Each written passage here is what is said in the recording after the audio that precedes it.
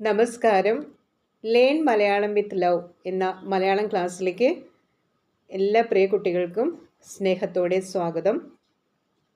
നമ്മളിന്ന് പഠിക്കാൻ പോകുന്നത് CBSE 10ാം ക്ലാസ്സിൻ്റെ പാഠഭാഗമായ പത്രനീതി എന്ന പാഠമാണ് കേൾക്കാൻ പോകുന്നത്. പ്രിയപ്പെട്ട കുട്ടികൾ, നിങ്ങളുടെ പാഠപുസ്തകത്തിൽ ശ്രദ്ധിക്കുക,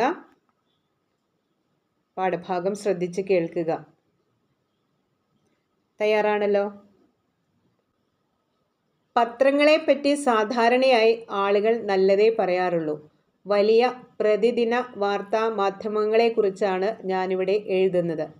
മറ്റുതരം പത്രങ്ങളുടെ പരാമർശം ഈ പ്രബന്ധത്തിൽ ആനുഷംഗികം മാത്രമാണ്. ഏതു മനുഷ്യനും വാർത്ത അറിയുന്നതിന് മാത്രമല്ല, വാർത്ത നൽകുന്നതിനും പത്രത്തെ ആശ്രയിക്കേണ്ടി വരുന്നു.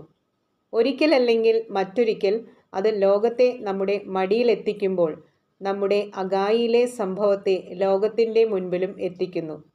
പത്രത്തെ എതിർക്കേണ്ടി വന്നാൽ ആ എതിർപ്പിന് പോലും പ്രചാരം വേണമെങ്കിൽ പത്രത്തെ തന്നെ ആശ്രയിക്കണം. പത്രമെന്ന വിരോധാഭാസം ഇതത്രേ. പത്രങ്ങൾ സൂര്യന് ചുവടെയും മേലെയുമുള്ള എല്ലാറ്റിനെയും പറ്റി വൃത്താന്തങ്ങൾ തരുന്നുവെന്നു മാത്രമല്ല, അവയെ വിമർശിക്കുകയും ചെയ്യുന്നു. പക്ഷേ അത്രത്തോളം പത്രങ്ങൾ വിമർശിക്കപ്പെടുന്നില്ല. സ്വേച്ഛാധിപതി പോലും പത്രത്തെ ബഹുമാനിക്കുന്നു. കാരണം അയാൾ പത്രത്തെ ഭയപ്പെടുന്നു. ഭരണാധികാരി പത്രത്തെ പീഡിപ്പിക്കുകയും നിരോധിക്കുകയും ചെയ്യുന്നത് ഈ പേടി മൂലമാണ്. അതിൻ്റെ മഹാശക്തിയാണ് ഭയം. നെപ്പോളിയൻ തുറന്നു പറഞ്ഞു, ബേനറ്റിനേക്കാൾ ഞാൻ പേടിക്കുന്നത് പത്രത്തെയാണ്. ബേനറ്റിൻ്റെ മൂർച്ച ഭയങ്കരമാണ്. അതിനേക്കാൾ മൂർച്ചയാണ് പത്രത്തിന്. പത്രങ്ങളെപ്പറ്റി വാഴ്ത്തിപ്പറഞ്ഞ വാക്കുകൾക്ക് ക്ഷാമമില്ല. രാഷ്ട്രീയത്തിലെ 4ാമത്തെ മഹാശക്തിയാണ് പത്രം. വലിയൊരു ചിന്തകൻ പറഞ്ഞതാണിത്. തൻ്റെ ആകെയുള്ള അറിവ് പത്രങ്ങളിൽ നിന്ന് കിട്ടിയതാണെന്ന് എന്നുവരെ ഒരു എഴുത്തുകാരൻ പറഞ്ഞു. എന്നാൽ പത്രങ്ങൾക്കുള്ള അങ്ങേയറ്റത്തെ പ്രശംസ ഏറ്റവും വലിയ സ്വാതന്ത്ര്യപ്രേമിയായ ജെഫേഴ്സണിൽ നിന്നാണ് കിട്ടിയത്. പത്രമില്ലാതെയുള്ള ഭരണത്തേക്കാൾ താൻ അഭിലഷിക്കുക ഭരണമില്ലാതെ പത്രമുള്ള അവസ്ഥയാണെന്നാണ് അദ്ദേഹം അഭിപ്രായപ്പെട്ടത്. പത്രമുണ്ടായാൽ എല്ലാമായി എന്നല്ലേ ഇതിൻ്റെ താല്പര്യം? ജെഫേഴ്സന്റെ അഭിപ്രായം സൂക്ഷ്മമായി ചിന്തിച്ചാൽ പത്രത്തെ പ്രശംസിച്ചതല്ല, പ്രശംസിക്കപ്പെടേണ്ട പത്രം ഏതാണോ അതിനെ നിർവചിച്ചതാണ്. അത് സ്തുതിയല്ല, താക്കീതാണ്. അരാജകമായ ഒരവസ്ഥയിൽ പോലും സത്യവും നീതിയും പുലർത്തുന്ന പത്രങ്ങളുടെ സാന്നിധ്യം സമൂഹത്തെ രക്ഷിക്കുന്നു എന്നാണ് ആ അഭിപ്രായത്തിൻ്റെ സാരം. ആ ഉയർന്ന നിലയിൽ നിൽക്കണമെന്നും അവിടെ നിന്ന് താഴെ ഇറങ്ങിയാൽ പത്രം മറ്റെന്തോ ആയി പോകുമെന്നുമുള്ള ശ്രദ്ധേയമായൊരു ധ്വനി അതിലുണ്ട്. പത്രങ്ങൾ അത് മനസ്സിലാക്കിയോ? പത്രങ്ങൾക്ക് കിട്ടിക്കൊണ്ടിരുന്ന ബഹുമതിക്ക് ഒരു കറുത്ത നിഴലുണ്ട്. അത് ആദ്യകാലം തൊട്ട് തന്നെ ഒരു ഒഴിയാബാധ പോലെ അതിനെ പിന്തുടർന്നുകൊണ്ടേയിരുന്നു. ഈ വശം മറക്കരുത്. എന്തിൻ്റെയും മറുവശം ചൂണ്ടിക്കാണിക്കുന്നതിൽ അതിവിരുദ്ധനായിരുന്ന ഓസ്കാർ വൈൽഡ് പത്രങ്ങളുടെ ദ്രോഹകാരിത്വത്തെ പലപ്പോഴും തുറന്ന് കളിയാക്കിക്കൊണ്ടിരുന്നു. ഒരിക്കലും മറക്കാനാവാത്ത ചില പ്രയോഗങ്ങൾ അദ്ദേഹം പത്രങ്ങൾക്കെതിരെ നടത്തി. സാഹിത്യം വായിക്കപ്പെടുന്നില്ല, പത്രം വായിക്കാൻ കൊള്ളുകയുമില്ല എന്ന് പറഞ്ഞ് വൈൽഡിലെ സാഹിത്യകാരൻ്റെ അന്യൂന്യമായ പക്ഷപാതമാകാം.